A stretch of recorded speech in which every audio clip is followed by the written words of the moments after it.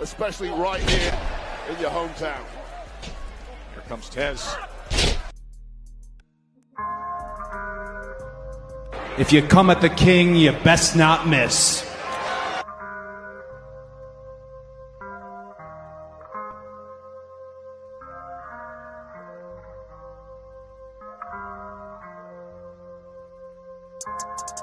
Ladies and gentlemen, the winner of this contest, and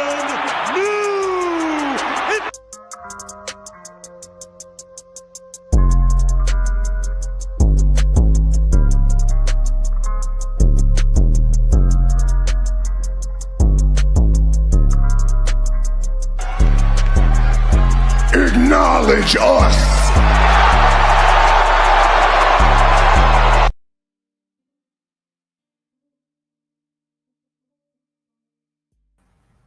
Hey, guys. We here at the Red Carpet Reign. We're here to talk about WWE SmackDown huge title matches in London. We're going to talk about the recent episode of SmackDown for March 28th. Get the likes as we come into the ring. We will go over the review SmackDown, my grading on SmackDown as well. And also, we'll go over what went right and what went wrong with Monday Night Raw.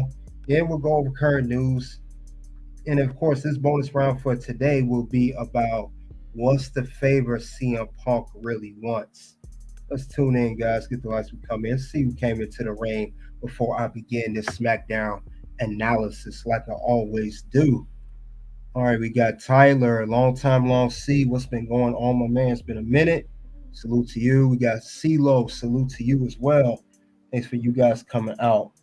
All right, well, before we do begin, let's look over the match card for SmackDown because we know, let's see what was advertised for the show. All right, we got here.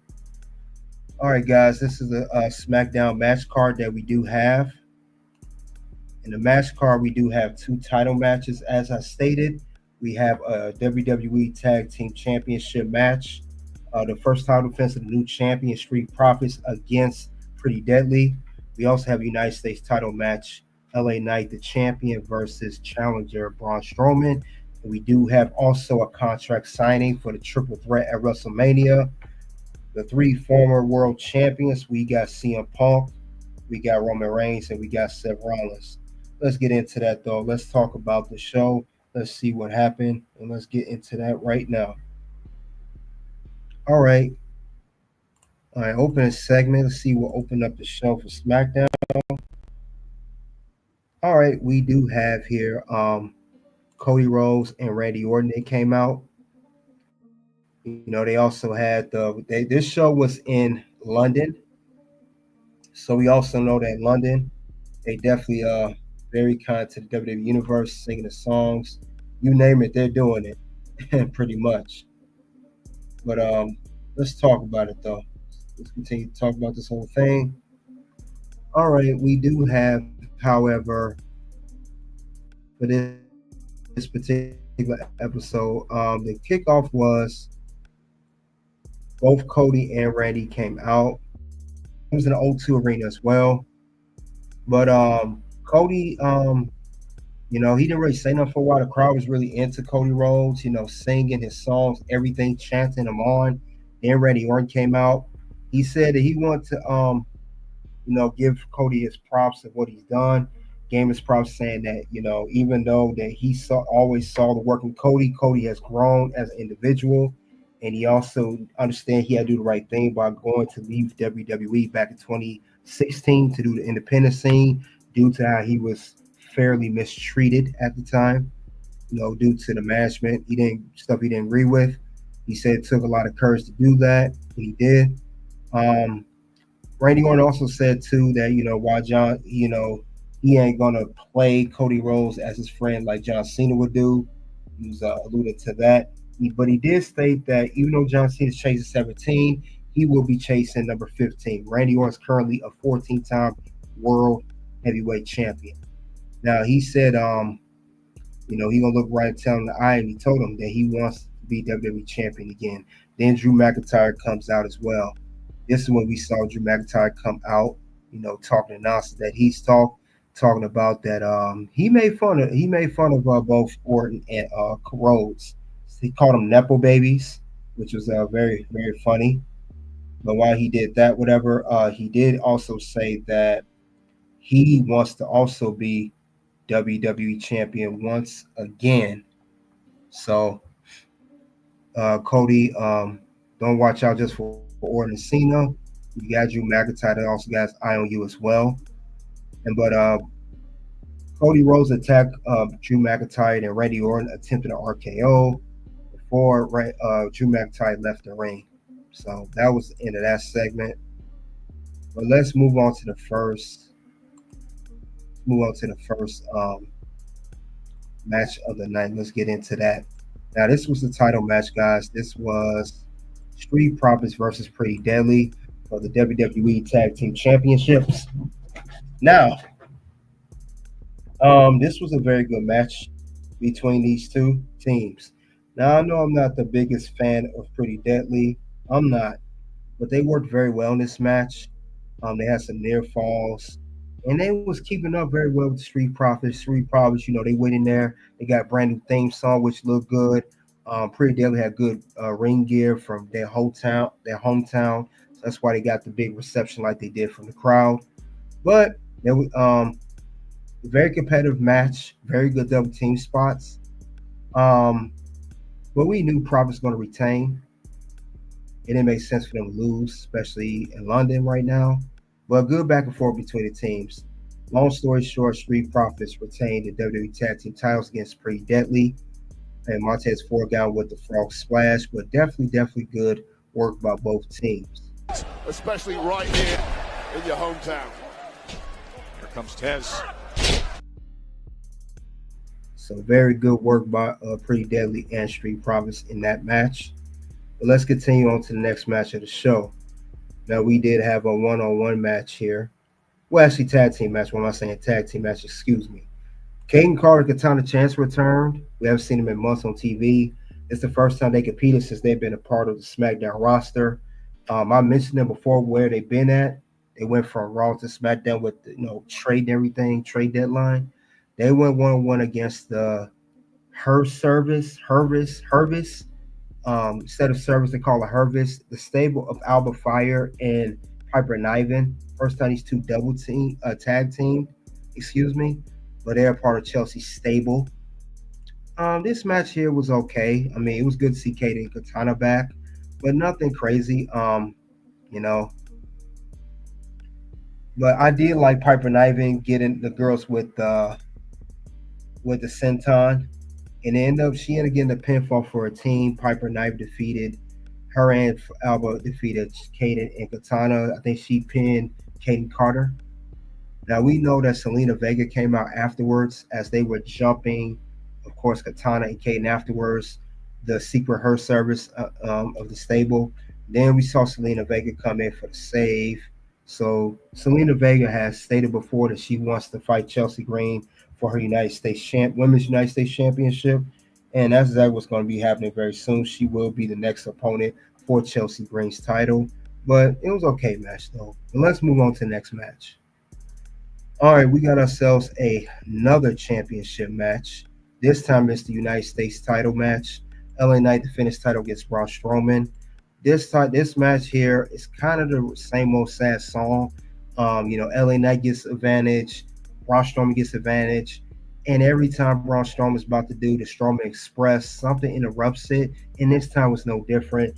Jacob Fatu interrupted the match. He's still upset that he was not able to be a number one contender for the United States title match due to Solo and Tama Tonga. So he came out, he took out both. He put a hurt into Braun Strowman and to LA Knight. And this match here did not end clean. It ended in a disqualification. Braun Strowman won a DQ, but title did not change hands on disqualification. So there that go. I know also Jacob Fatu talked to Solo and Tama backstage. Solo did not like the fact Jacob interfered. That Jacob reminded him, hey, you got in my match last week. You and Tama. He said, I want to win the United States title, bring it back to the family. I do it with or without you. And that was it backstage of Solo, Jacob, and Tama Tonga. Let's go on to the next part of the show. All right, next part of the show we got here. We got ourselves another match here. We had Michin versus Charlotte Flair. Before anything could start, we did see B-Fab get attacked and Michin get attacked by Naomi. Naomi attacked both people. Naomi's really on the heel turn. Jade Cargill did come out, and try to make the save, but Naomi fled. She left. That was it for that. And also, Jade Cargill seemed like she got some type of alliance, not with B-Fab and Michin, because B-Fab Michin was telling Naomi's messed up what Naomi did to her. She deserves everything coming to her. And I guess Naomi gave a hurting to both, Michin ahead of her match with Charlotte and B-Fab. So she gave her that work. I like this Naomi heel character. So whether you like it or not, you about to get that work, son. So that, in fact, she did. Now, we had the Michin versus Charlotte Flair match. Nothing to brag about too much.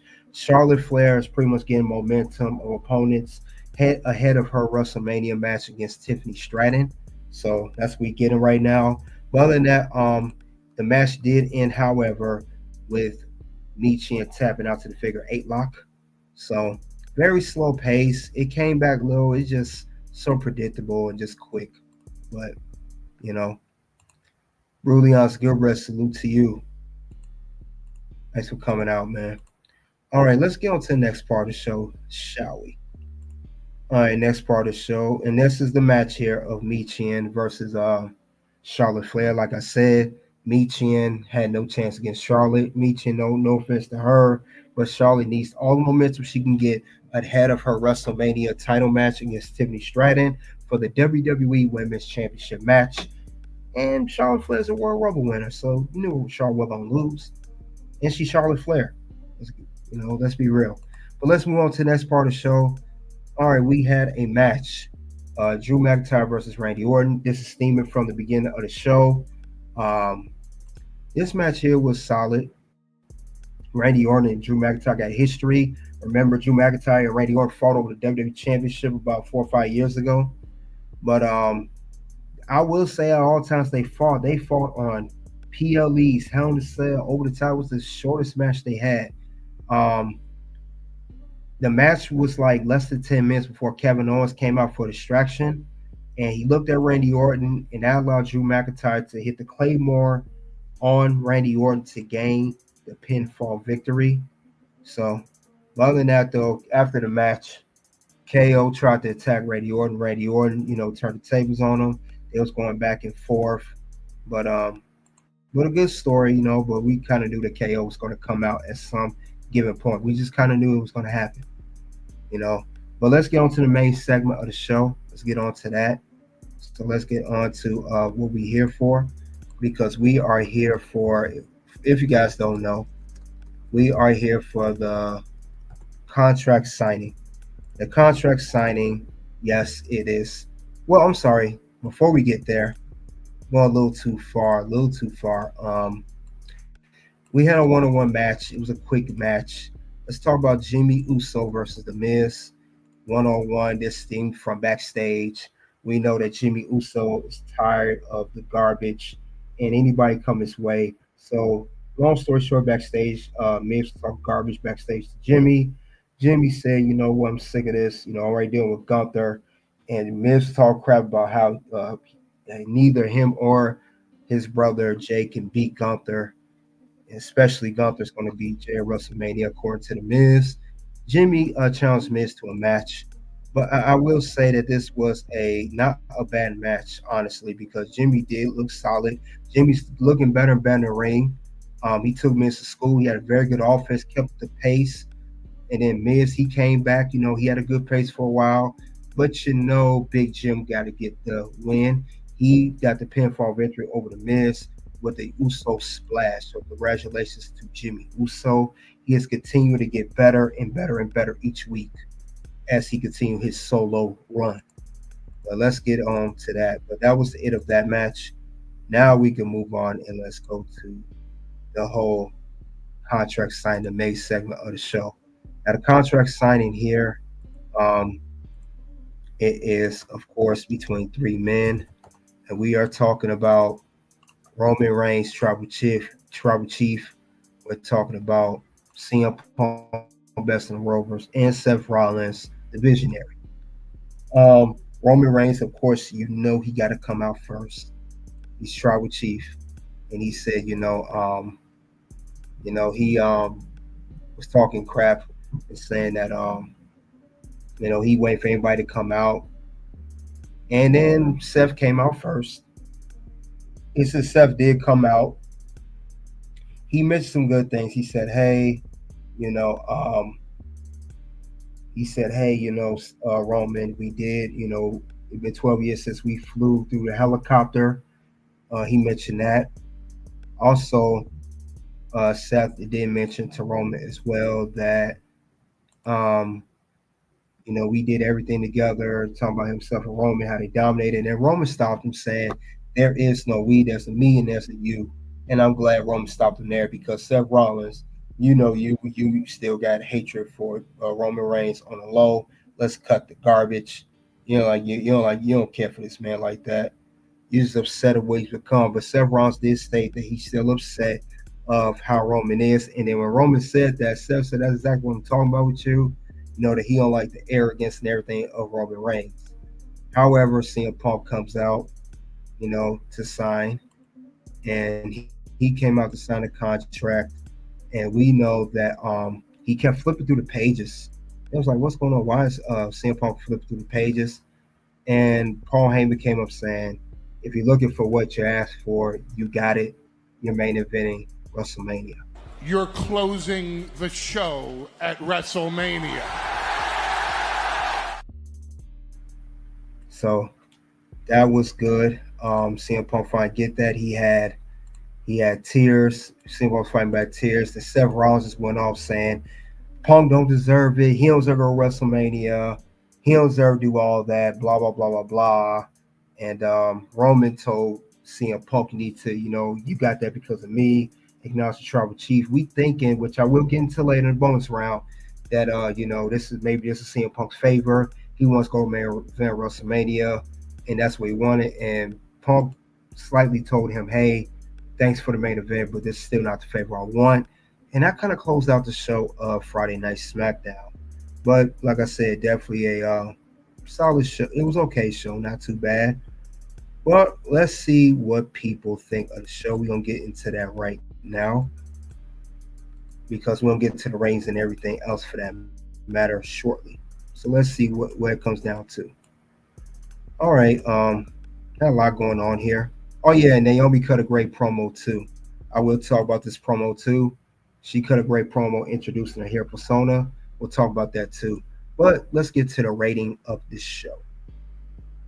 All right, guys, we had 2 title matches. We had a big contract signing, which is now the main event for maybe more likely WrestleMania Night 1. I don't see the WrestleMania Night 2 main eventing.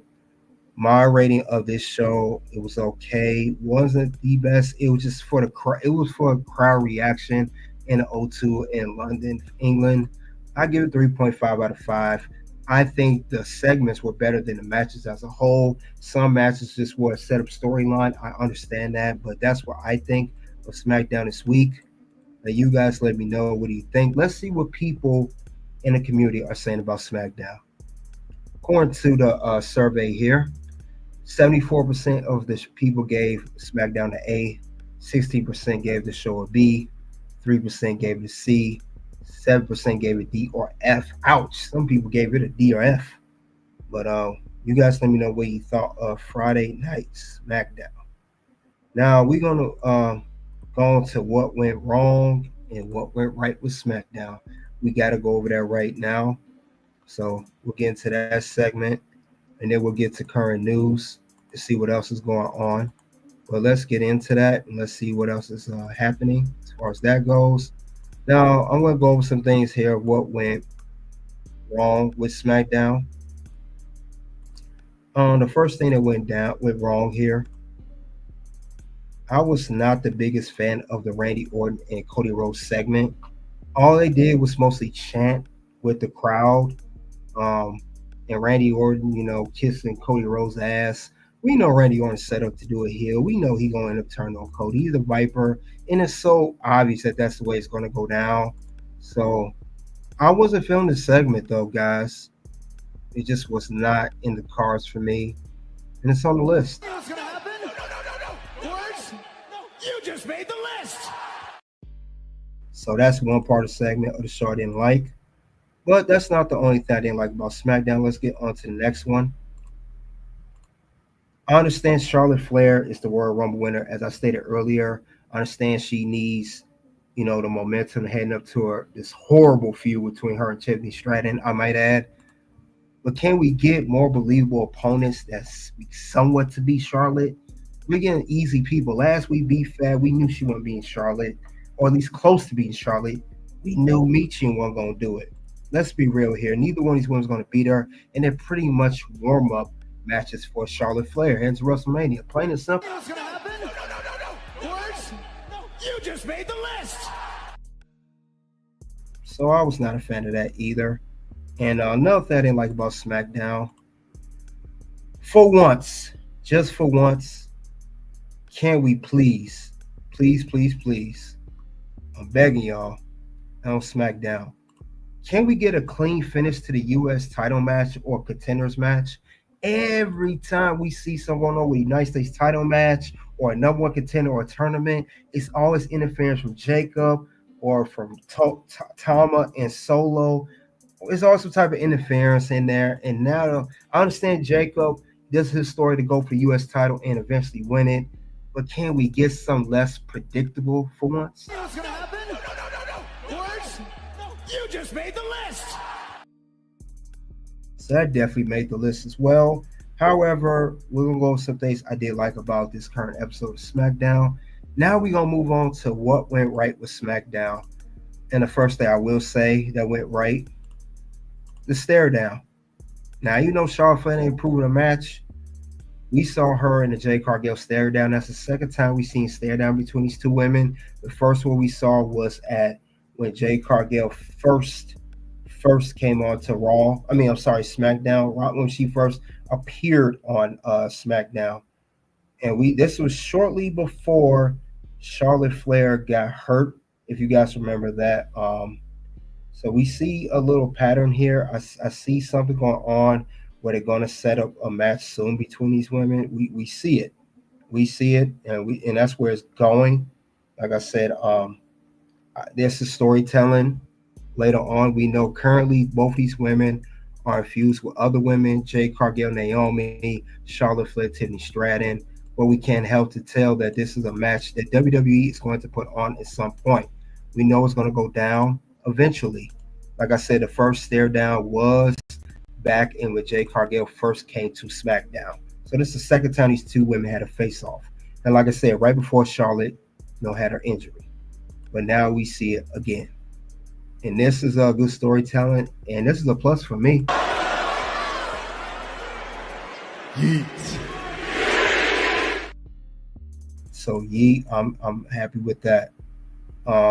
Next thing I will talk about, which I did like, I mentioned earlier, Naomi and her current heel turn.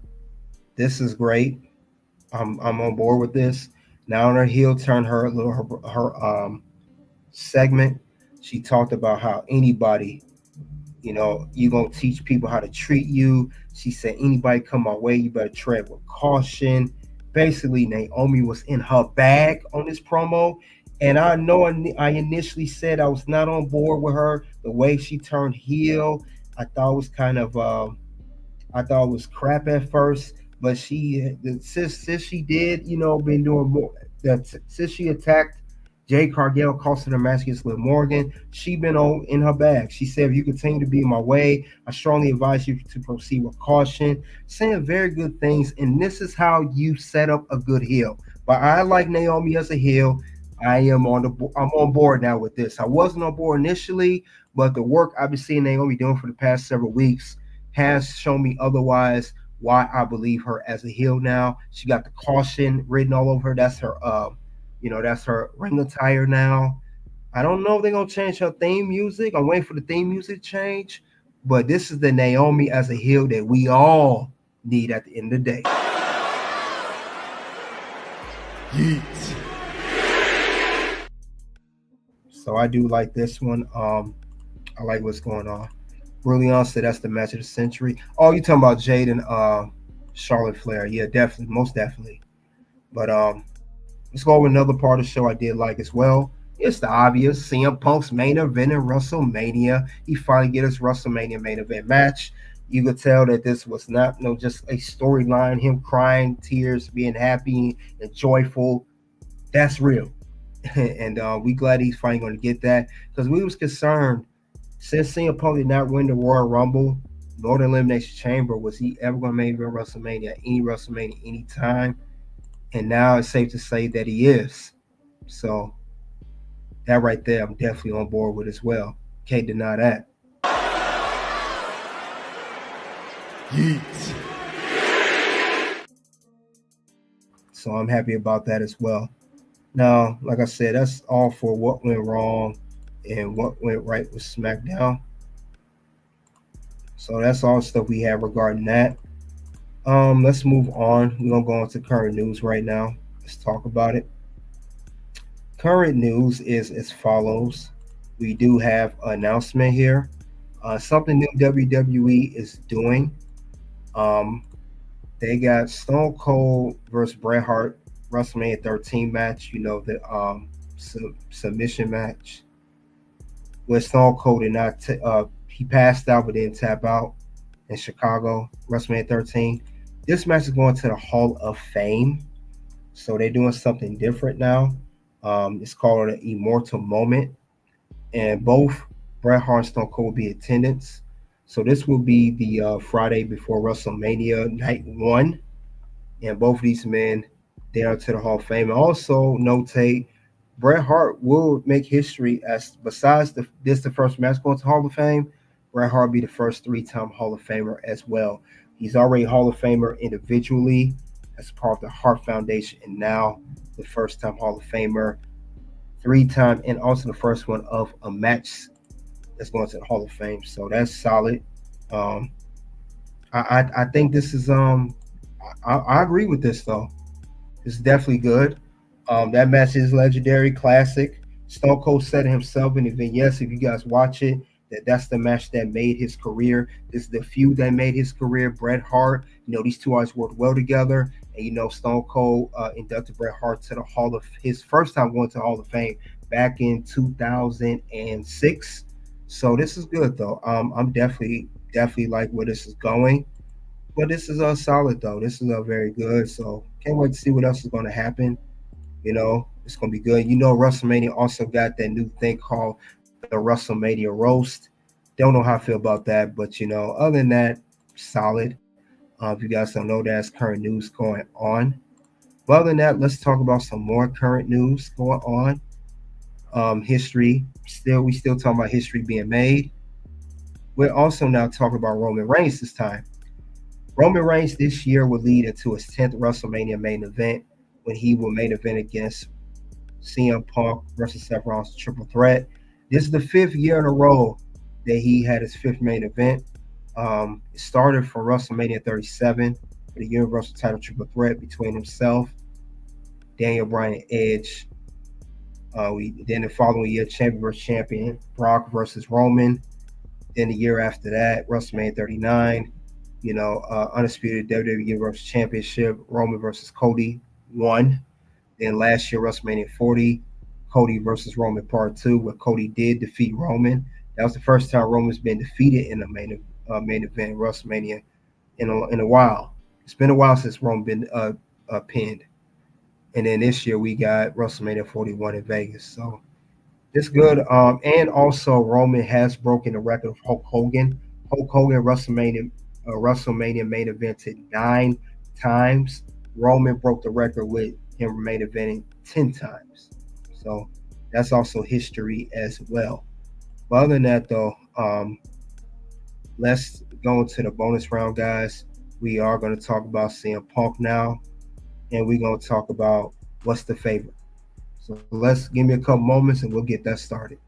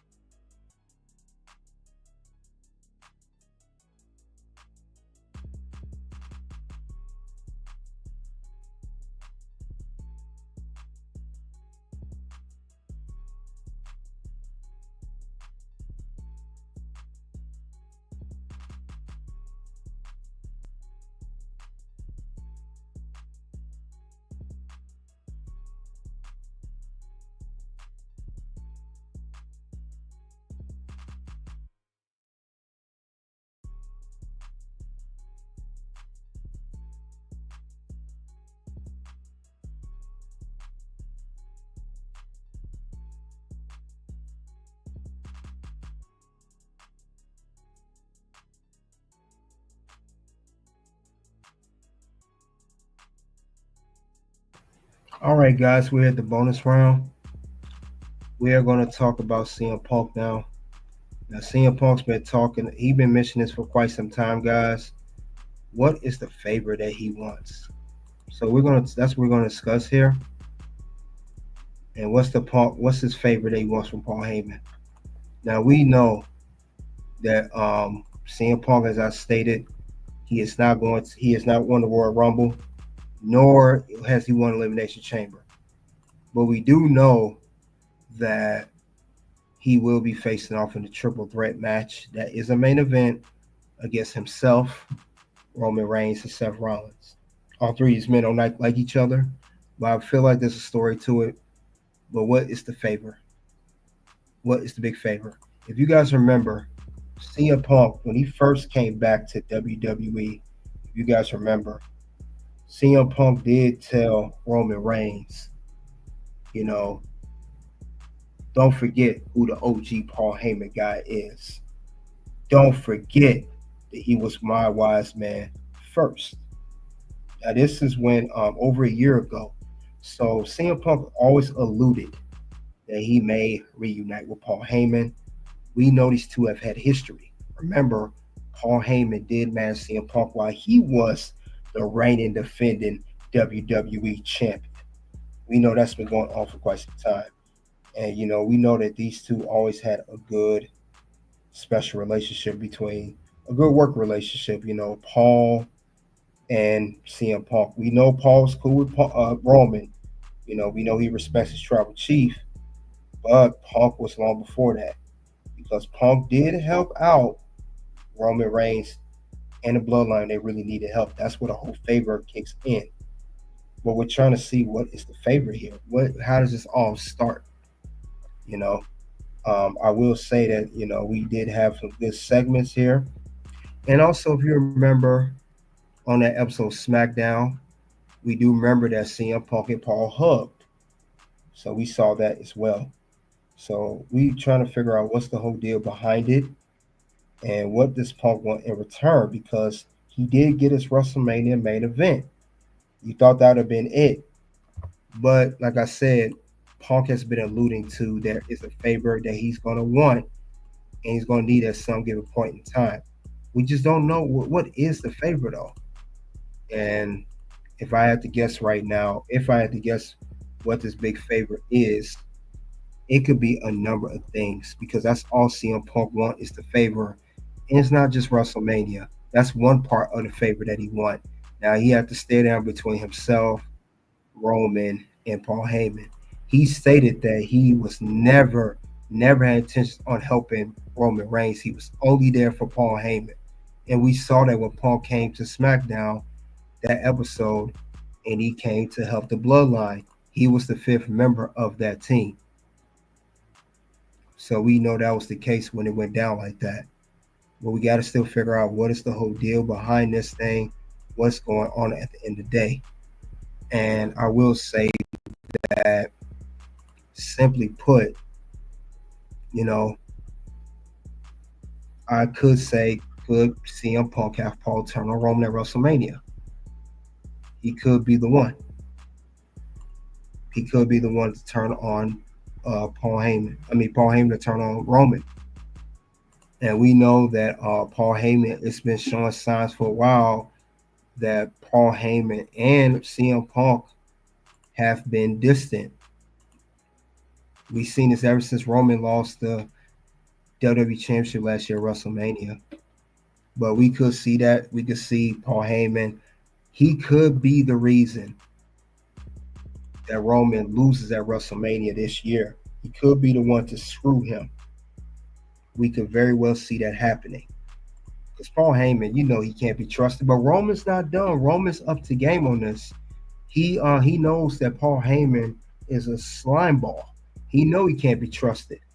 Now, expect at WrestleMania 41 in Las Vegas in the main event, something unusual is going to happen at the finish of this match.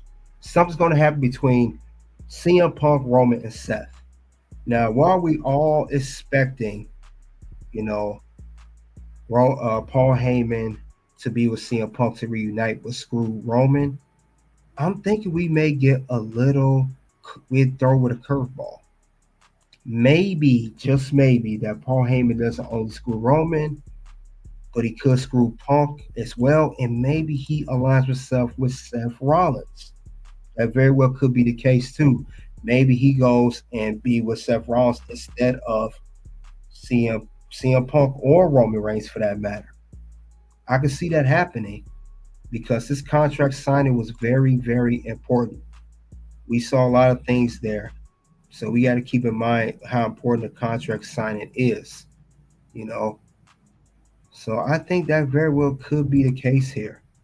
I could see Roman Reigns and Punk both getting screwed. And not only that, I could even see Roman and Punk working together once again, aside from War Games. We know at War Games these two did work together.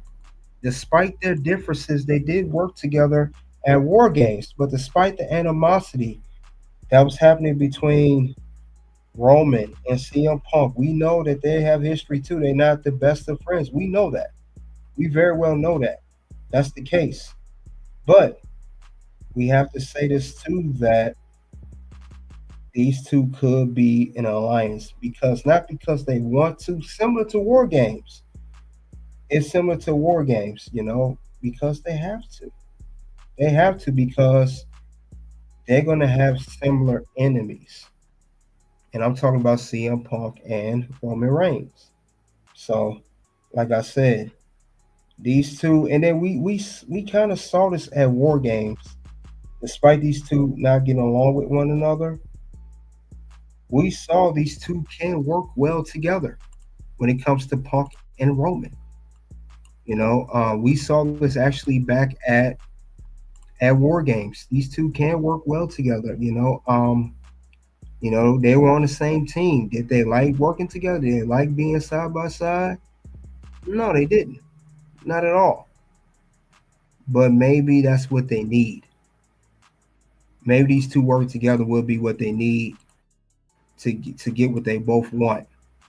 And I could very well see that happening if they both get screwed by Paul Heyman. They both got something in common. If neither one of them like Seth Rollins and they both got screwed now by Paul Heyman, that could be the scenario there. Like I said, we've seen these two work well together. We've seen this before in the past, you know. And the question is, I'm gonna say it again: can CM Punk and Roman Reigns coexist? Can they, despite not liking one another? We gotta remember, Punk. He's done that before with people. And Roman, he worked well with Cody Rhodes at Bad Blood. Punk's not the first person Roman's been with that he does not like. So we got to keep that in mind too. Um, you know, I can see that happening. I know CM Punk has his agenda. Roman Reigns has his agenda. So we got to keep that in mind. That could be the case here with both these men. We could very well see that happening. And it may not be the most popular thing, but I will say it could be a temporary alliance for that matter. Could be a very well temporary one. I'm not saying they have to, like I said, be a great alliance. They work together for no. I'm not saying that at all, not one bit. I'm not saying that at all. So we could see that happen because they are working well together. And it'd be good storyline telling. See what you guys think so far. Brutally honest, you said the same thing. Yeah, I could see that happening. I could see Punk and Roman getting screwed because as the audience, they're gonna think that's what we think is gonna happen. They're gonna expect us to think, oh, that's what's gonna happen. It could be very well do that. Like I said, CM Punk does not like Roman. Roman don't like CM Punk. But when it comes down to it, when it comes down to the heat of battle, when it comes down to getting your point across and getting the job done, I think Roman and CM Punk will be unstoppable. And it'd be very hard to stop those kind of individuals as a whole, whether they have the animosity or not. Once these two work together, they're going to reign in victory. But that's what I think is going to happen. It could not very well go down as Paul Heyman screwing just Roman and go with Punk, or it may not go down with that. He could screw both men. He could go with Seth Rollins. No one would expect to see that coming. I mean, we gotta remember Triple H and Craig been doing a lot of unexpected things with storyline. We had title changes for the WWE Women's title change with Tiffany Stratton at the beginning of the first SmackDown of the year. Rhea Ripley winning the title. Then recently Io Sky winning a couple weeks ago. Then John Cena big heel turn at Elimination Chamber. At this point, I don't put nothing past Triple H Creative. Anything can happen, and I can see this being the finish to this match.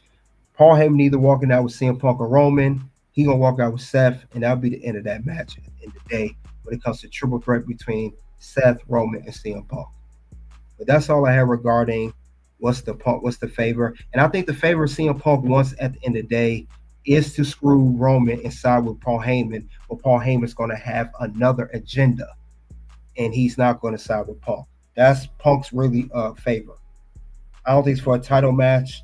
I don't think it's for anything else. It could be just to get Paul Heyman back.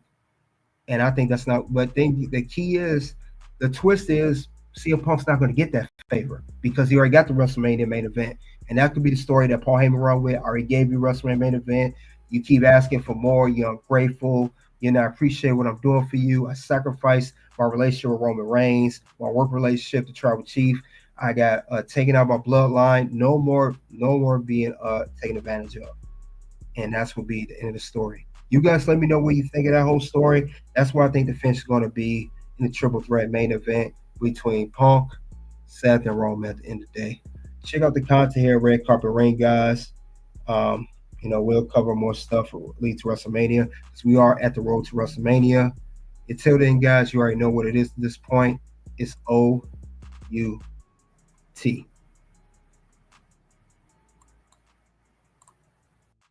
Something happened this weekend, and I have been struggling with it since I retired, but this weekend gave me closure.